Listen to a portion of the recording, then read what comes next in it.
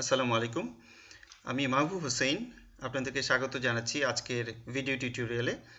আজকের টিউটোরিয়ালে আমরা দেখব ইনকাম ট্যাক্স রিটার্ন তৈরি করার জন্য মাইক্রোসফট এক্সেলের এই টেমপ্লেটটি কিভাবে ব্যবহার করা যায়।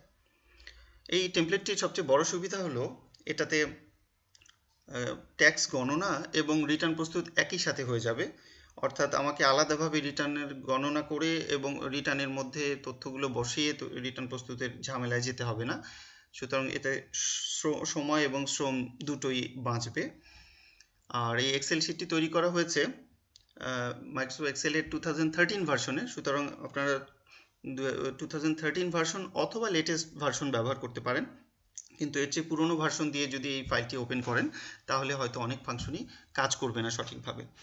আচ্ছা, এই এক্সেল টেমপ্লেটটি বানানোর জন্য আমরা ফলো করেছি IT11 2016 এই ফর্মটিকে, এবং এর নিচের দিকে যদি খেয়াল করি আমরা যে পার্ট 1, এই যে পার্ট 1টি এখানে আছে, পার্ট 2, অর্থাৎ IT11 এর এক একটি অংশকে আমরা এক একটি এক্সেল শিটে উপস্থাপন করেছি সহজে কাজ করার জন্য এবং বিভিন্ন শিট জায়গাগুলোতে সহজে মুভ করার জন্য।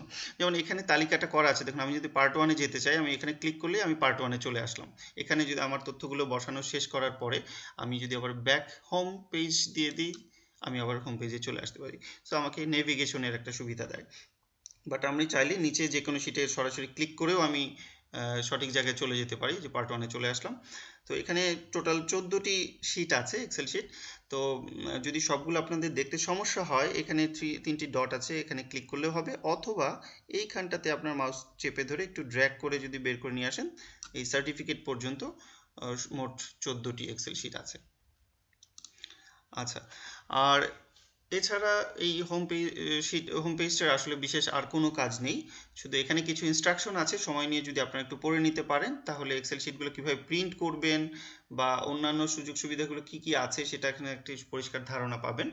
আমি এখানে শুধু এই কালার কোডের উপরে একটু বলে দিই। এখানে হালকা যে গ্রিন কালারটা আমরা দেখতে পাচ্ছি, এটা আমরা যেখানে দেখব সেই জায়গাটায় আমরা বুঝতে পারবো যে ওখানে আমরা লিখতে পারবো, এবং মূলত ওখানে আমরা সংখ্যা লিখব। আর যেখানে আমরা একটু ব্রাইট গ্রিন দেখব, এখানে হচ্ছে আমরা ক্লিক করলে একটি লিস্ট বা তালিকা নেমে আসবে এবং সেখান থেকে আমরা আমাদের দরকারি অপশনটি আমরা চুজ করে নিতে পারবো। আর যেখানে গ্রে কালার থাকবে বুঝতে পারবো যে সেই জায়গাটি লক করা আছে, ওখানে একটি ফর্মুলা আছে, ওখানে অটোমেটিক কোনো একটি লেখা চলে আসবে যখন আমরা অন্যান্য তথ্যগুলো বসাবো। আর কোথাও যদি হলুদ রং দেখি আমরা, ইয়েলো কালার, তাহলে বুঝতে হবে যে এটি একটি কশনারি সংকেত, অর্থাৎ ওখানে আমাদের কোনো ভুল হলো কি না সেটি আমাদেরকে দ্বিতীয়বার রিচেক করার জন্য অনুরোধ করা হচ্ছে। আর যদি কোথাও আমরা দেখি যে লাল রং হয়ে আছে, তাহলে বুঝতে পারবো যে ওখানে আমাদের ভুল হয়েছে, অর্থাৎ আমাদের ভুলটি মানে ভুলটি খুঁজে বের করে সঠিক তথ্যটি সঠিকভাবে বসাতে হবে। আর সাদা রঙের জায়গাগুলোতে কোথাও কোথাও লক করা আছে এবং কোথাও ওপেন আছে। সুতরাং আমরা কোন জায়গাটা লক আছে বা কোন জায়গাটা ওপেন আছে সেটি কিভাবে বুঝবো বা কিভাবে মুভ করব, তার একটি সহজ উপায় হলো আমরা কিবোর্ড থেকে ট্যাব বাটনটি ইউজ করব। অর্থাৎ আমাদের কিবোর্ডের উপরে বাম দিকে যে এই ট্যাব বাটনটি আছে, দেখুন এটিকে ক্লিক করলে দেখুন আমাদের কার্সর মুভ করছে এবং সেই জায়গাগুলোতে মুভ করছে যেখানে যেখানে আমার তথ্য লিখতে হবে, অন্য কোথাও যাচ্ছে না, কারণ অন্য জায়গাগুলো পাসওয়ার্ড প্রোটেক্ট এবং লক করা আছে। সো এইভাবে আমরা খুব দ্রুত প্রয়োজনীয় জায়গায় মুভ করে আমাদের সময় বাঁচাতে পারি। আচ্ছা, হোম পেজের পরে আছে ক্যালকুলেশন শিট। এই শিটটি মূলত অ্যাড করা হয়েছে যে আমাদের ট্যাক্স এবং রিবেট যে ক্যালকুলেশনগুলো হবে সেটা কিন্তু এই শিটে আমরা দেখতে পাবো। যেমন এখানে ট্যাক্স ক্যালকুলেশন হবে, এখানে সারচার্জ ক্যালকুলেশন হবে, এবং নিচে হচ্ছে আমাদের রিবেট ক্যালকুলেশন হয়। এবং আপনারা দেখতে পাচ্ছেন এখানে কোথাও গ্রিন কালার নেই, অর্থাৎ এখানে আমাকে কিছুই লিখতে হবে না নিচের অংশে, ওগুলো সবই স্বয়ংক্রিয়ভাবেই হিসাব প্রস্তুত হয়ে যাবে এবং এই সারচার্জ এবং রিবেট এগুলো ক্যালকুলেট হয়ে আবার পার্ট 2-তে সঠিক জায়গায় আবার চলেও আসবে স্বয়ংক্রিয়ভাবেই। তো ক্যালকুলেশন শিটের প্রথম দিকে যে অপশন আছে আমাদের চুজ করার জন্য, এখানে আছে এরিয়া, অর্থাৎ আমি কোন সিটি কর্পোরেশনের আন্ডারে। যেহেতু আমি ঢাকা সিটি কর্পোরেশন চুজ করা, আমার মিনিমাম ট্যাক্স দেয়া আছে এখানে দেখেন 5,000। যদি আমি এখান থেকে আদার সিটি কর্পোরেশন চুজ করি তাহলে 4,000 হয়ে যাচ্ছে। আমি যদি এখান থেকে আদার এরিয়া চুজ করি তাহলে 3,000 হয়ে যাচ্ছে। ধরে নিলাম আমরা Dhaka city corporation area choose করলাম। এবার উপরে আসি, এখানে মেল সিলেক্ট করা আছে। আমি যদি মেইলের জায়গায় ফিমেল চুজ করি তাহলে আমাদের প্রথম করমুক্ত আয়ের সীমা দেওয়া হবে 3,50,000। হ্যাঁ, এটা কিন্তু হয়ে গেল এবং সাথে সাথে দেখবেন নিচের ট্যাক্সগুলোও কিন্তু সমন্বয় হয়ে যাচ্ছে। যখন আমি মেইল দিয়েছি তখন ছিল 9,714 করযোগ্য ট্যাক্সেবল পে এবং ট্যাক্স পেয়েবল ছিল, এবং ফিমেল যখন চুজ করলাম তখন কমেই আবার 4,700 হয়ে গেল। তারপরে যে অপশনটি আছে এটি হলো কারো যদি প্রতিবন্ধী কোনো সন্তান বা পোষ্য থাকেন সেক্ষেত্রে আরও অতিরিক্ত 50,000 টাকা করমুক্ত সুবিধা পাওয়া যায় প্রতিবন্ধী ব্যক্তির জন্য, অর্থাৎ একজনের জন্য। সো আমি যদি এটা চুজ করি, দেখেন এখন ফিমেল 3.5 লাখ ছিল, এখন হয়ে গেল 4 লাখ, এবং এখানে কথাটি চলে আসলো যে ফিমেল এবং parent oblique legal guardian of A disable person. So যদি কারো একাধিক ডিসেবল সন্তান বা পোষ্য থাকে সেক্ষেত্রে এই যে বাটনটিতে আমরা ক্লিক করে দেখুন 2 জন হয়ে গেল, এবং এখানে কিন্তু আবার 4,50,000 হয়ে গেল। যদি 3 জন হয় তাহলে 3 হয়ে যাবে। এবং এটির সাথে পার্ট 1 এর আবার একটি সম্পর্ক আছে। আমরা যদি পার্ট 1 এ ক্লিক করি আপনারা দেখবেন এই যে এখানে দেখেন এইখানে টিক চিহ্ন বসে গেছে এবং এখানে 3 জন ডিসেবল পারসনের কথাও উল্লেখ করে দেওয়া হয়েছে। আবার উপরে আমরা কিন্তু ফিমেল চুজ করেছি, দেখেন এখানে এফ এর পাশে টিক হয়ে গেছে। যখন আমি ক্যালকুলেশন শিটে ওখানে মেল বা চুজ করে দিব এখানে তখন টিক চিহ্ন চলে আসবে এবং ফিমেলের টিক চিহ্নটি চলে যাবে অটোমেটিক্যালি। এই দেখুন আমি এখানে মেল চুজ করলাম, পার্ট 1 এ চলে যাই, দেখুন টিক চিহ্ন এখন এখানে। সো প্রত্যেকটি শিটই আসলে কানেক্টেড এবং একটি আরেকটিকে তথ্য মানে ট্রান্সমিট হচ্ছে এবং সঠিকভাবে অন্য সব জায়গাগুলো আপডেট হয়ে যাচ্ছে যখনই আমি অন্য একটি জায়গায় তথ্যের কোনো পরিবর্তন নিয়ে আসছি।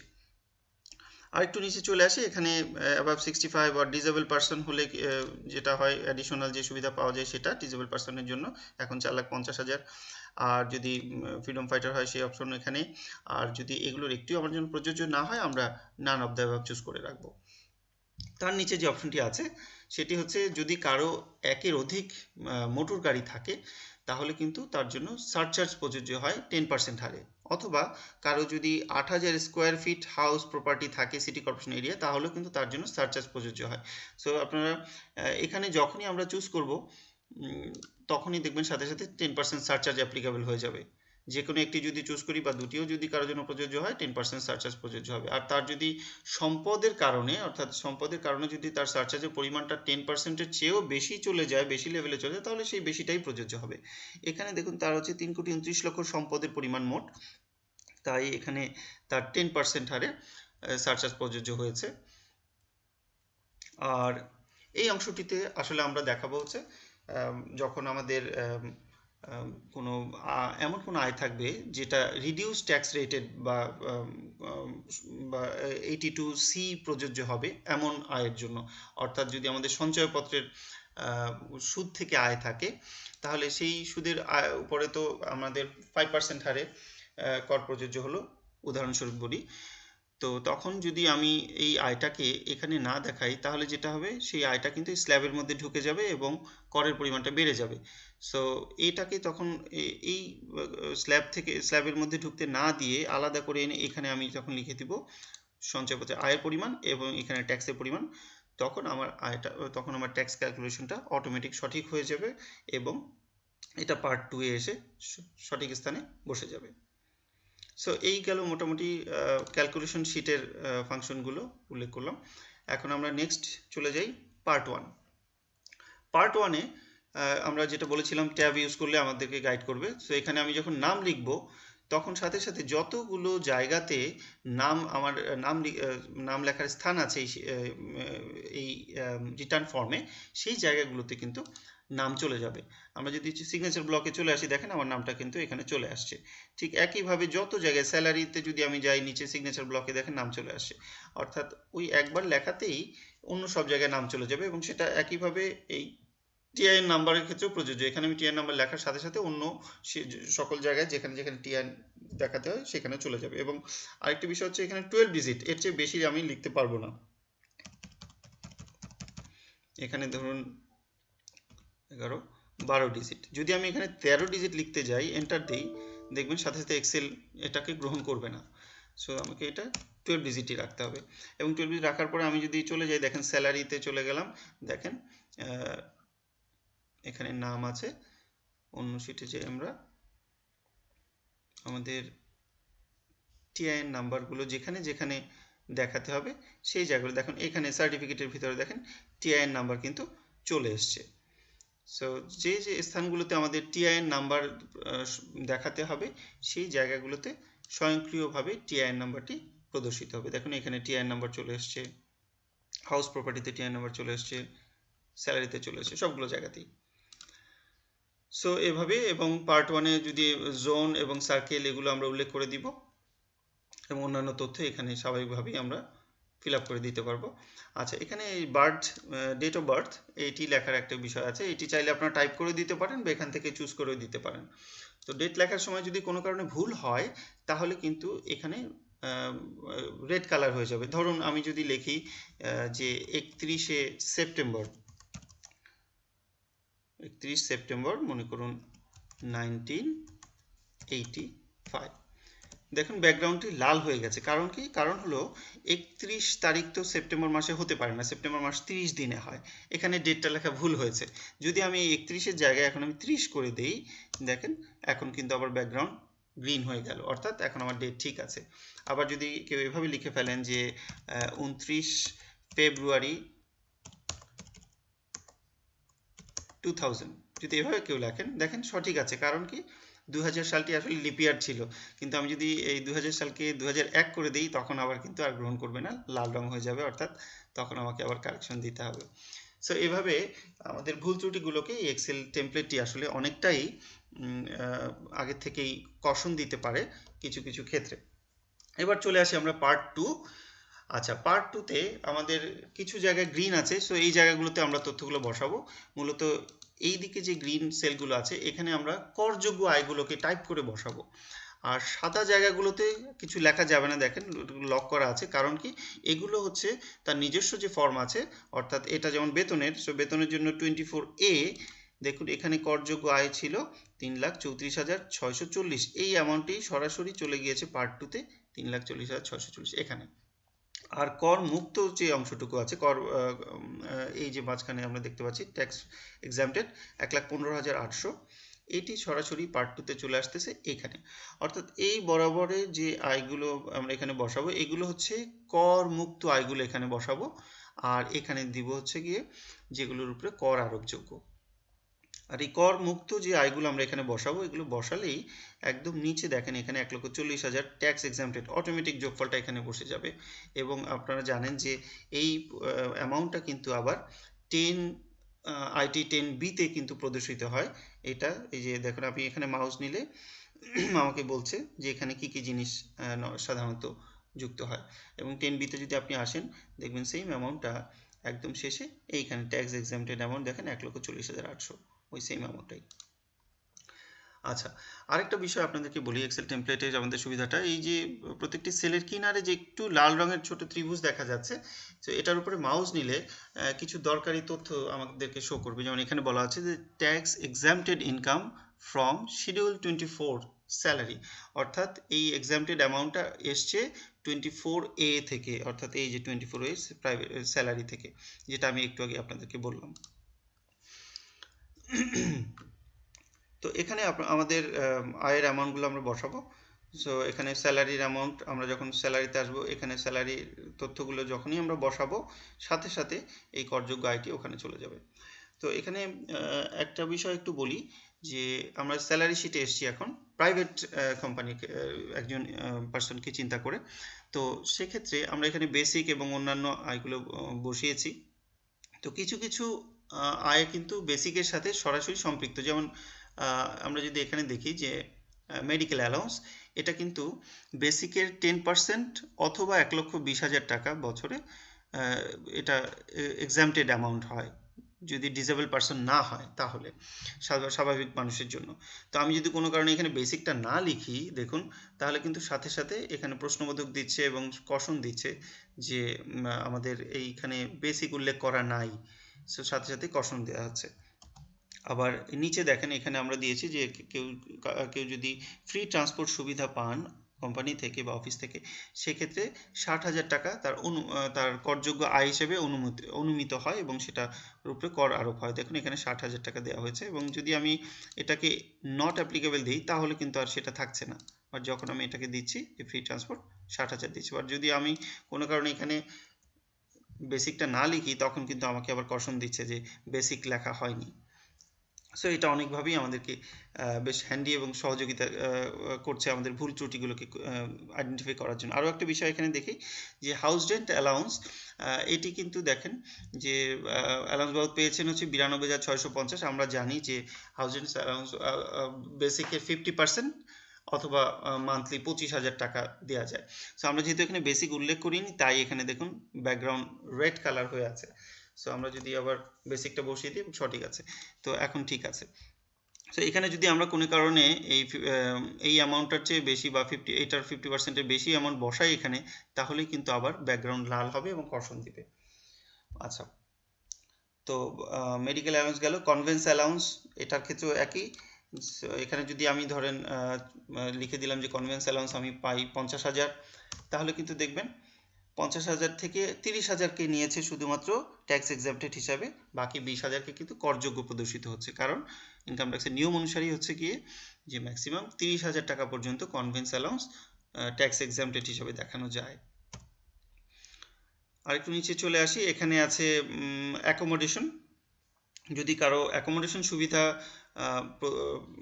দেয়া হয় কোম্পানি থেকে, সেক্ষেত্রে ওনার আয়ের, আমি যদি এভাবে দিয়ে দিই দেখুন সেক্ষেত্রে কি হয় যে ওনার বেসিকে 25% ট্যাক্সেবল হিসেবে কাউন্ট হবে। তো এখানে কিন্তু সেটাই হচ্ছে, দেখেন যখনই আমি accommodation given by employee choose করে দিলাম, সো এখানে কিন্তু বেসিকে 25% চলে এসছে করযোগ্য আয় হিসাবে। যদি আবার এটা আমার জন্য প্রযোজ্য না হয়, আমি এনে দিয়ে দিলে ওই বিষয়গুলো চলে যাবে। সো এভাবে আমরা আমাদের বেতন খাতের আয়গুলোকে প্রদর্শন করব এই 24A তে। এবং তারপরে কি হবে, আমি নেক্সট এটা, এবং এখান থেকে সরাসরি চলে যাবে সেই তথ্যটা পার্ট 2-তে স্যালারির ঘরে। নেক্সট চলে আসি আমরা interest from securities. Interest from security সরাসরি আমরা এখানে টাইপ করে বসিয়ে দিব। যদি এর মধ্যে করমুক্ত কোনো অংশ থাকে সেটা আমরা এখানে টাইপ করে বসিয়ে দিব। নেক্সট হলো আমাদের house property, income from house property. So এটাও দেখেন আমাদের 24B শিটের মধ্যে আমরা সেটা প্রদর্শন করেছি। সো আমরা 24B-তে চলে যাব, হাউস প্রপার্টি। সো হাউস প্রপার্টিতে আমরা এখানে অ্যানুয়াল যে ইনকামটা হলো 12 মাসের, সেটা আমরা এখানে প্রদর্শন করব। আর এখন আমার এই আয়টা কি হাউস রেন্ট অ্যালাউন্স, যেটা হাউস রেন্ট ইনকাম বাবদ আমরা পাচ্ছি, সেটা কি রেসিডেন্সিয়াল পারপাস রেন্ট দেওয়া হয়েছে নাকি বিজনেস পারপাস? যদি বিজনেস পারপাস হয় তাহলে আমরা 30% পর্যন্ত এটার উপরে খরচ হিসাবে আমরা প্রদর্শন করতে পারি, মেনটেনেন্স খরচ হিসাবে। আর যদি রেসিডেন্সিয়াল হয় তাহলে 25%, দেখুন 25% ক্যালকুলেট হচ্ছে। এবং অন্যান্য খরচগুলো যদি থাকে আমাদের, যেমন land revenue, interest on loan, শুধুমাত্র ইন্টারেস্ট পোর্শন, আর হচ্ছে ভ্যাকেন্সি অ্যালাউন্স যদি থাকে সেগুলো আমরা এখানে বসাবো। এবং নেট ইনকাম যেটা থাকলো এটি 50,000। সো এটাই হবে আমার হাউস প্রপার্টি ইনকাম। এবং এখান থেকে অটোমেটিক দেখেন পার্ট 2-তে এখানে অটোমেটিকই চলে এসছে। তো এখানে হাউস প্রপার্টিতে আরেকটা দেখার বিষয় হলো যে এখানে দেখেন একটি অপশন আছে যে শেয়ার অফ দি অ্যাসেট। ধরুন আপনার যে বাসা ভাড়াটা আপনি পাচ্ছেন, এই বাসাটার মালিকানা আপনার একার না, ধরুন আপনারা 4 জন মিলে এই বাসাটার মালিকানা আপনাদের। তো সেক্ষেত্রে আপনি পাবেন কতটুকু, 1/4 অর্থাৎ 25%। তাহলে আমি যদি এখানে 25% লিখে দেই, তাহলে এই যে 50,000টা, এই 50,000 টাকা আমার আয় হিসাবে দেখাবে না, অর্থাৎ 4 ভাগের 1 ভাগ, তার মানে 12,500 চলে আসবে। তো আমি এন্টার প্রেস করার সাথে সাথে দেখেন এই যে নিচে এখন দেখাচ্ছে যে আমার 25%, আমার আয় হচ্ছে 12,500, এবং এইখানটায় দেখেন আমাকে দেখাচ্ছে আমার আয় 12,500। এবং পার্ট 2-তে যদি আমরা চলে যাই, দেখেন আমার আয় কিন্তু এখানে 12,500 দেখাচ্ছে হাউস প্রপার্টি ইনকাম বাবদ। সো এভাবে হচ্ছে আমার খুব কুইকলি কিন্তু আমরা আমাদের হিসাবগুলো করে ফেলতে পারবো এই এক্সেল টেমপ্লেটটি দিয়ে। এবার চলে যাই পরের বিজনেস 24C। সো আপনি বিজনেস ইনকামগুলো এখানে দেখাবেন এবং গ্রিন কালারের জায়গাগুলোতেই আমরা শুধু তথ্য বসাবো, অন্য জায়গাগুলোতে অন্য লেখার কোনো সুযোগ নেই। 24D এখানে হচ্ছে বেসিক্যালি আমাদের রিবেটের জন্য। সো আমরা যখন রিবেটের লাইফ ইন্স্যুরেন্সের প্রিমিয়াম বছরে কত সেটা এখানে বসাবো, এবং ডিপিএস এর কথাটা যদি বলি, যে আমরা জানি যে সর্বোচ্চ 60,000 টাকা পর্যন্ত ডিপিএসে কর রিবেটের জন্য বিবেচিত হয়।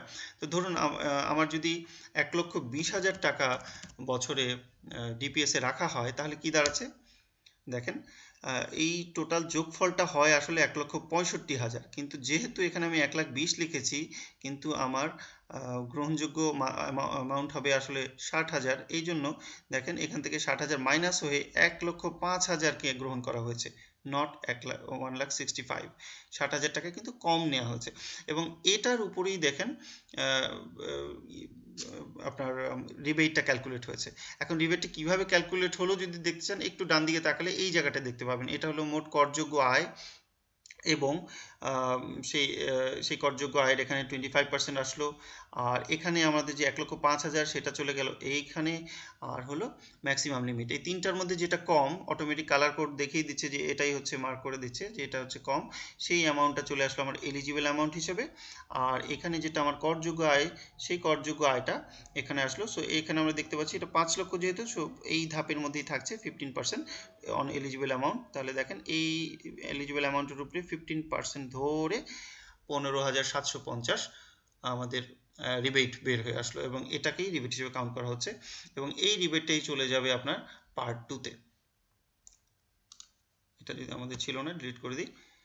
এখন দেখেন এখানে চলে আসলো 6,750। দেখুন এই রিবেটটা চলে যাবে তাহলে কোথায়, পার্ট 2-তে যদি আমি যাই, আমরা দেখবো এখানে যে গ্রস ট্যাক্সের পরেই ট্যাক্স রিবেট 6,750 চলে আসলো অটোমেটিক্যালি।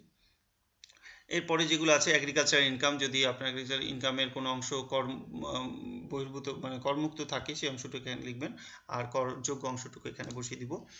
একইভাবে অন্যান্য তথ্যগুলো আমরা বসিয়ে দিব একইভাবে। আচ্ছা, তাহলে রিবেট চলে গেল। এখানে আমাদের সবগুলো তথ্য যখন বসে যাবে, তাহলে এটা হলো গিয়ে আমার সেই টোটাল করযোগ্য আয়।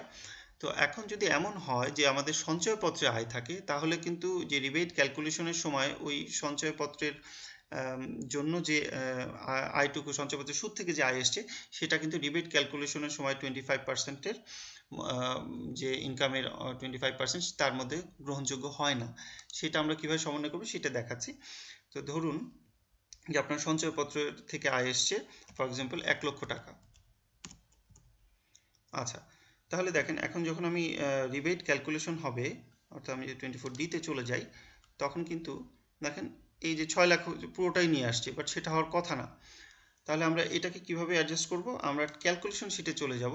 এইখানে এসে আমরা ইন্টারেস্ট অন সেভিং সার্টিফিকেট, এখানে আমরা দেখাবো যে আমার ইনকাম হয়েছে 1 লক্ষ টাকা, আর ধরে নিলাম সেটার 5%-এ, অর্থাৎ আমার ট্যাক্স হয় এটার উপরে 5,000। এভাবে যদি আমি যখনই আমি এই জিনিসটাকে আমি প্রদর্শিত করছি, দেখেন সাথে সাথে কিন্তু এখান থেকে, অর্থাৎ করযোগ্য আয় থেকে 1 লক্ষ টাকা কমিয়ে ফেলা হয়েছে, কমিয়ে ফেলে সেটুকুর উপরে কর হিসাব করা হচ্ছে, এবং এই সেভিং সার্টিফিকেটের যে 5,000 সেই অংশটুকু এখানে আসলো, এবং দুটো মিলিয়ে টোটাল 21,000 ট্যাক্স হলো, এবং এই অ্যামাউন্টটা সোজা চলে গেল দেখেন এখানে গ্রস ট্যাক্স। এবং রিবেট ক্যালকুলেশনটা যদি আমরা এখন একটু খেয়াল করি, রিবেট ক্যালকুলেশনে দেখেন এখন কিন্তু সেই 6 লাখ নাই, 6,14,000 ছিল মোট করযোগ্য আয়, কিন্তু সেখান থেকে দেখেন এখন 1 লক্ষ টাকা, এই যে 1 লক্ষ টাকাকে মাইনাস করে দিয়ে 5,14,000-কে নিয়ে আসা হলো, সেই 5,14,000-এর উপরে 25% ধরা হলো, অর্থাৎ পুরো ক্যালকুলেশনটা কিন্তু চেঞ্জ হয়ে গেল, এবং হিসাবটার সাথে সাথে অটোমেটিক্যালি কারেক্টেড হয়ে সবগুলো জায়গায় কিন্তু এর প্রভাব সঠিকভাবে রিফ্লেক্টেড হলো। আর তারপরে নিচের দিকে আসি, যদি এগুলো দেখতে পাবো আমরা। এরপরে যে সারচার্জের বিষয়টা দেখেন, অটোমেটিক্যালি সারচার্জের অ্যামাউন্ট কিন্তু এখানে চলে এসছে, এবং কত টাকা সেটাও, এবং টোটাল অ্যামাউন্ট পেয়েবল এখানে কিন্তু দেখাচ্ছে, দেখেন ট্যাক্স এসছে এটা, সারচার্জ এসছে এটা। তো এখানে এটা প্রদর্শিত হওয়ার পরে সাথে সাথে আবার যদি আপনি অ্যাকনলেজমেন্ট রিসিটে চলে যান, এখানে কিন্তু দেখতে পাবেন যে টোটাল পেয়েবল অ্যামাউন্ট কত ছিল, টোটাল ট্যাক্স কত হয়েছে, সারচার্জ কত হয়েছে, ইভেন যদি রিফান্ডেবল অ্যামাউন্ট থাকে সেটাও এখানে আমাদের এই অ্যাকনলেজমেন্ট রিসিটে প্রদর্শিত হবে। আচ্ছা, এটুকু আমরা এখন বাদ দিয়ে দিই। আচ্ছা, আমাদের এখানে আয় দেখানো হয়েছিল ইন্টারেস্ট অন সিকিউরিটিস, এটা আমরা এখন আর দেখাবো না, আমরা বেসিক জিনিসটাকেই রাখছি। আচ্ছা, এগ্রিকালচারাল ইনকাম আর হলো এখানে আছে ক্যাপিটাল গেইন, ওকে 25,000, আর হলো 10,000 ইনকাম ফ্রম ব্যাংক ইন্টারেস্ট। ওকে, তো এখন আমাদের পার্ট 2 এর অংশটুকু আমরা বললাম এখানে কিভাবে প্রদর্শন করব। পার্ট 2 এর একটু নিচে আরেকটু জিনিস বলে দিই, সেটা হলো এখানে tax deducted or collected at source যদি থাকে তাহলে সেইটা আমরা এখানে প্রদর্শন করব। অর্থাৎ স্যালারি থেকে যদি, বেতন থেকে যদি উৎসে কর্তন থাকে বা ব্যাংক ইন্টারেস্ট থেকে, সেই টোটাল অ্যামাউন্ট আমরা এখানে বসাবো, তাহলে অটোমেটিক্যালি সমন্বয় হবে এবং আলটিমেটলি নেট কতটুকু আমাদের প্রদেয় হবে সেটা প্রদর্শিত হবে। তো এখন আমাদের যদি এই উৎসে কর্তন জায়গায় এখানে যদি আমরা ধরে নিই যে গাড়ির জন্য ট্যাক্স আছে, তাহলে সেটা আমরা কিভাবে প্রদর্শন করব। এখন দেখুন এখানে টোটাল পেয়েবল অ্যামাউন্ট ছিল 12,714।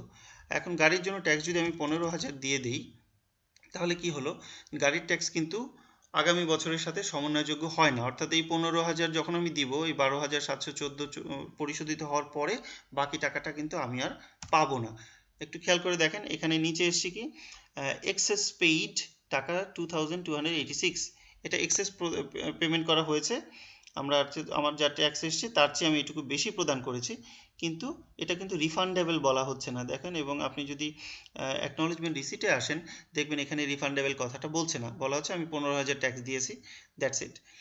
কিন্তু আমরা যদি একটু খেয়াল করি যে এখানে গাড়ির ট্যাক্স না হয়ে এটা যদি আমার উৎসে কর্তন হতো 15,000, তাহলে দেখুন কি দাঁড়াচ্ছে। এখন দেখুন দুইটা লাইন চলে এসছে, এটা বলা হচ্ছে যে আমি এক্সেস পে করেছি 2,286, আবার এটাও বলছে যে এটা রিফান্ডেবল।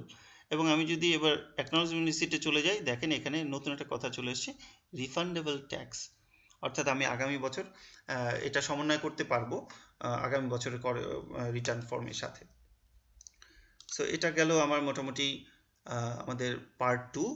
এখন আমরা পার্ট 3টা দেখি। পার্ট 3তে আসলে বিশেষ কিছু নেই, এখানে আসলে কি কি তথ্য, কি কি ডকুমেন্ট আমরা সাথে অ্যাড করব আমাদের রিটার্ন ফর্মে, সেগুলো আমরা তালিকাটা এখানে উল্লেখ করে দিব। আর এখানে এমনি একটা ছোট্ট জিনিস আছে, যে এখানে বলা হচ্ছে যে ডিসএবিলিটির জন্য যে সুবিধাটা পায় সেটা যদি স্পাউস গ্রহণ করে থাকেন, তাহলে কিন্তু সেই সুবিধাটা আপনি আর প্রাপ্য হবেন না, সেই জিনিসটা এখানে। তো আমি যদি এখানে ইয়েস দিয়ে দিই, তাহলে আমরা যে ক্যালকুলেশন শিটে দেখেছিলাম যে এখানে ডিসেবল পারসনের প্যারেন্ট হওয়ার কারণে যে সুবিধাটা আমাদের পাওয়ার, সেটা কিন্তু আমার ক্ষেত্রে আর প্রযোজ্য হবে না, যেহেতু স্পাউস ইতিমধ্যে পেয়েছেন। যেমন এখানে দেখেন 3,50,000, অর্থাৎ 50,000 টাকা অতিরিক্ত দেওয়া হয়েছে সুবিধা, অর্থাৎ এখানে মেইল হওয়ার সত্ত্বেও এখন দেখেন 3,50,000। বাট আমি যখন এখানে এসে বলবো যে আমার স্পাউস এই সুবিধাটা ওনার রিটার্ন ফর্মে নিয়েছেন, ইয়েস দিলাম, এবার যদি আমি ক্যালকুলেশন শিটে আসি, দেখবেন এখন কিন্তু সেই সুবিধাটা কেড়ে নেওয়া হলো, আবার এখন 3 লাখ হয়ে গেল আবার। অর্থাৎ পুরো জিনিসটাই কিন্তু কানেক্টেড। অর্থাৎ একটি ফর্মের এক জায়গায় আমি যখনই ইনপুট দিব, এর আউটপুটটা যে যে স্থানে পড়ার কথা সেই স্থানগুলোতে কিন্তু পড়ছে। আমি যদি আবার এটা তুলে দিই, ক্যালকুলেশন শিটে চলে আসি, দেখেন আবার 3,50,000 হয়ে গেছে। ওকে, এখন আমরা চলে যেতে পারি। হাউস প্রপার্টি আমরা দেখলাম, বিজনেস দেখলাম, রিবেট দেখলাম। নেক্সট শিট হলো আমাদের আইটি 10B, অর্থাৎ সম্পত্তি ও দায় বিবরণী। এখানে সম্পত্তি ও দায় বিবরণীতে প্রথম দিকের যে অংশটুকু আছে দেখেন, এইগুলো সাদা রঙের আছে, অর্থাৎ এখানে আমি লিখতে পারছি না, কিন্তু এই তথ্যগুলো আসতেছে কোত্থেকে, 25 শিডিউল 25 থেকে। তো এখানে আপনি যদি এখানে একটু খেয়াল করেন যে 6 আলফাতে দেখেন যে এখানে দেওয়া আছে কি 6A তে নন এগ্রিকালচারাল প্রপার্টি, আর 6B-তে দেওয়া আছে advance made for non agricultural property. এই অ্যাডভান্স আর এটা আলাদা করা কেন? অর্থাৎ এই ক্ষেত্রে, এই অ্যাডভান্সের ক্ষেত্রে বিষয়টা হলো, হয়তো আপনি জমির জন্য ইনস্টলমেন্ট দিয়ে যাচ্ছেন, হয়তো আপনি 20 লক্ষ টাকা পরিশোধ করেছেন ইনস্টলমেন্ট, বাট এখনও কিন্তু আপনি জমিটা কেনেননি, আপনার নামে রেজিস্ট্রি হয়নি, সুতরাং আপনার সম্পত্তি হিসেবে আপনি দেখাতে পারছেন না, কিন্তু আপনি অ্যাডভান্স যেগুলো পরিশোধ করেছেন সেই টাকা তো আপনার সম্পদ। তো যতদিন না পর্যন্ত আপনার প্রপার্টিটা আপনার নিজের হয়ে যাচ্ছে, ততদিন অ্যাডভান্সের অ্যামাউন্টটুকু আমরা দেখাবো এখানে। তো সেটা আমরা শিডিউল 25 থেকে আমরা আসবো, আমরা 25 শিডিউলে চলে যাই। এখানে দেখেন এখানে একটা উদাহরণ দেওয়া আছে নন এগ্রিকালচারাল ফ্ল্যাট, এখানে ডিটেলসটা লিখবো কোথায় এবং কত স্কোয়ার ফিট, কয়তলা ইত্যাদি। এখানে বছরের শুরুর অ্যামাউন্ট, আর যদি সেটা বছরের শেষে বাড়ে তাহলে আমরা দেখাবো। এটা দেখিয়েছি আমরা যে 50 লক্ষ টাকার, এবং এটা ওনার নিজের সম্পদ। সো সেটা কিন্তু দেখেন 10B-তে এই 6 আলফাতে দেখেন এই যে 50 লক্ষ এসছে। আর যদি পরের অংশটা যাই, অর্থাৎ এই নিচের অংশটিতে দেখেন এখানে আমি একটি অপশন চুজ করেছি অ্যাডভান্স, অর্থাৎ এটা আমি এখনো কিনিনি, বাট আমি উত্তরায় ফ্ল্যাটের জন্য আমি ইনস্টলমেন্ট দিয়ে যাচ্ছি। আচ্ছা, তো বছরের শুরুতে এটা 10 লক্ষ টাকা পর্যন্ত দেয়া ছিল, সারা বছরে আরও 5 লক্ষ টাকা দেয়া হয়েছে, টোটাল 15 লক্ষ। তাহলে এই 15 লক্ষ দেখেন 10B, চলে আসলাম 10B-তে, এই দেখেন অ্যাডভান্স এখানে 15 লক্ষ টাকা শো হচ্ছে। সো এই 25 শিডিউল থেকে এই তথ্যগুলো কিন্তু চলে আসবে এখানে 10B-র উপরে। আমরা এখন 10B-তে আছি। এখানে আছে financial asset, share, debenture, savings certificate. So এইগুলোর অ্যামাউন্টগুলো আমরা বসাবো 30 জুন তারিখে। এখানে গাড়ির তথ্য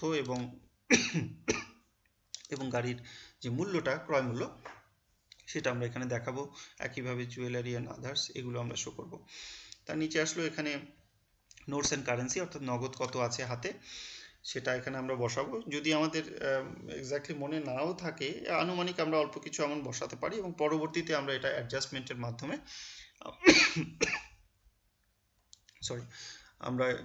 এটাকে আমরা পরবর্তীতে ফর্মটি লাস্টে 00 করার জন্য এই অ্যামাউন্টটা আমরা তখন কম বেশি করে নিব। এখানে প্রভিডেন্ট ফান্ডের ব্যালেন্স দেখাবো 30 জুন তারিখে যে অ্যামাউন্টটা, সেটা। এভাবে তথ্যগুলো আমরা বসাবো। আর এটা হলো গিয়ে প্রিভিয়াস ইয়ারে যে ইনকাম ইয়ারে যে অ্যামাউন্টটা ছিল সেটা, নেট ওয়েলথ।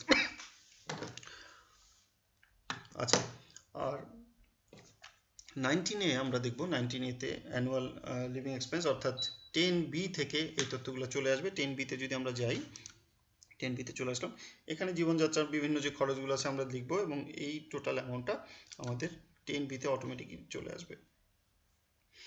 আর যদি কোনো লস, ডিডাকশন, এক্সপেন্স থাকে যেটা আমরা 10BB-তে দেখাইনি, সেগুলো আমরা এইখানে দেখাবো।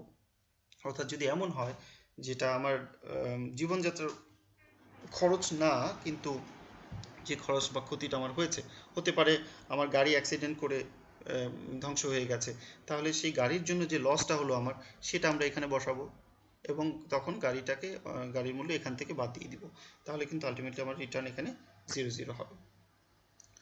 আচ্ছা, কোনো কারণে যদি আমরা দেখি যে আমাদের এখানে এসে 00 হচ্ছে না, তাহলে আমরা কি করব? যেমন এখানে 00 আছে, ধরে নেন যে কোনো কারণে আমার এখানে ধরে নিলাম যে আমি 5000 দিলাম। দেখেন এখন কিন্তু আমার ব্যালেন্স 00 হয়নি লাস্টে এসে। তো এখানে 5000 আছে বলে এই জায়গার রংটা লাল হয়ে আছে, অর্থাৎ আমার এখানে একটা ভুল হচ্ছে, এবং এখানে কশন দেওয়া হচ্ছে যে ইনকাম ইজ শোন মোর দেন ফান্ড আউটফ্লো।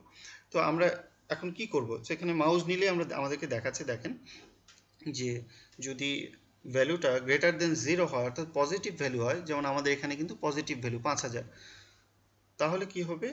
আমরা ইনক্রিজ করব ক্যাশ অথবা ইনক্রিজ করব এক্সপেন্স। অর্থাৎ আমি যদি এখন ক্যাশ ইন হ্যান্ড এখানে এসে 5000-এর আরও 5000 যোগ করে দিই, অর্থাৎ এখানে 5000 আছে, আমি যদি আরও 5000 যোগ করে দিই, অর্থাৎ 10440 লিখি, আমি লিখে দিই 10540 লিখে দিলাম, তাহলে মিলে যাওয়ার কথা। আমার একটু ভুল হয়েছে, 100 টাকা আমি বাড়িয়ে লিখেছি, এটা হবে 10440, তাহলে কিন্তু মিলে যাচ্ছে। আর যদি অন্যরকম হতো, অর্থাৎ দেখেন এখানে 5000, আমি অন্যভাবে কীভাবে করতে পারি, যে 10BB-তে খরচ 5000 বাড়াবো, এটা পজিটিভ ভ্যালু, ওখানেও পজিটিভ ভ্যালু দিয়ে বাড়াবো, এখানে আমি আরও ধরুন 5000 বাড়িয়ে দিলাম, তাহলে কি দাঁড়াচ্ছে? আবার মিলে গেল।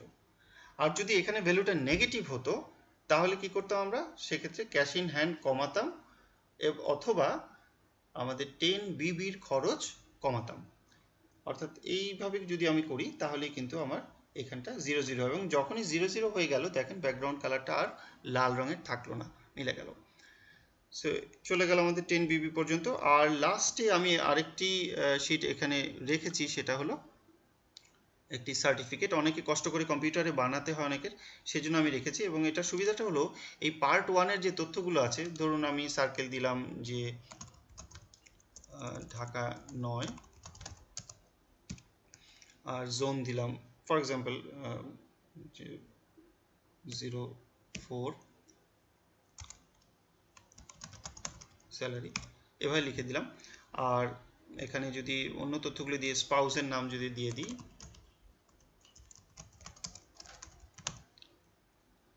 এভাবে, আর ফাদার্স নেম যদি দিয়ে দিই,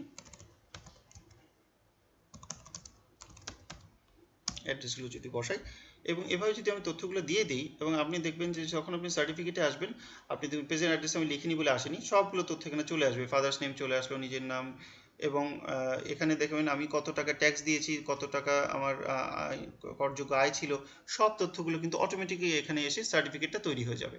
এবং আমি যদি ওখানে ডিসিটির কাছে জমা দিয়ে আমি চাইলে এখানে ডিসিটি চুজ করতে পারি, বা এসিটির কাছে হলে এসিটি চুজ করতে পারি, বা তার নামটা যদি আমি জানি এখানে আমি তার নাম টাইপ করে সুন্দরভাবে সার্টিফিকেটটা তৈরি করেও নিয়ে যেতে পারি, যাতে খুব সহজে আমি ট্যাক্স অফিস থেকে এটা সিল দিয়ে আমার সার্টিফিকেটটা আমি নিয়ে নিতে পারি। আর যদি কোনো ফিমেল ট্যাক্স পেয়ার হন, উনি চাইলে ফাদার্স নেমের জায়গায় ওনার হাজব্যান্ডের নাম যদি চুজ করেন স্পাউস, সেক্ষেত্রে স্পাউসের নামটা অটোমেটিক চলে আসতেছে পার্ট 1 থেকে। সো এই ছিল মোটামুটি এক্সেল টেমপ্লেট। সো আশা করি এটা আপনাদের রিটার্ন তৈরিতে সহযোগিতা করবে এবং আপনাদের সময় বাঁচাবে। তারপরেও আপনাদের এই এক্সেল টেমপ্লেট সম্পর্কে যদি কোনো খুঁটিনাটি আরও প্রশ্ন থেকে থাকে, থাকাটাই স্বাভাবিক, যদি তাই হয় কাইন্ডলি আমার ফেসবুক গ্রুপ এখানে আছে, আপনারা ক্লিক করলেই ফেসবুক গ্রুপে যেতে পারেন, এবং সেই ফেসবুক গ্রুপে আপনারা আপনাদের প্রশ্নগুলো উপস্থাপন করতে পারেন। আমি সাধ্যমতো চেষ্টা করব সেগুলোর অ্যান্সার দেওয়ার। তবে এখানে একটা কথা বলি যে আমি আসলে কোনো ইনকাম ট্যাক্স স্পেশালিস্ট না, শখের বশে আমি কিছু কিছু বিষয় জানার চেষ্টা করি, এবং যেটুকু সঠিকভাবে জানতে পেরেছি আমি চেষ্টা করি সেটুকু শেয়ার করার জন্য। আর হলো এই ফেসবুক গ্রুপটাতে আপনারা যদি আসেন, তাহলে এখানে আমার এক্সেল ফাইলগুলো আপলোড করা আছে, আপনারা এখান থেকে ডাউনলোড করে নিতে পারবেন। তো সবাইকে আন্তরিকভাবে ধন্যবাদ এত লম্বা ভিডিওটি ধৈর্য সহকারে শোনার জন্য। আশা করি আরও ভিডিও আপনাদের জন্য তৈরি করব, যাতে আপনাদের ট্যাক্স রিটার্ন তৈরিতে কিছুটা হলেও সহযোগিতা হয়। সবাইকে আন্তরিকভাবে ধন্যবাদ। আসসালামু আলাইকুম।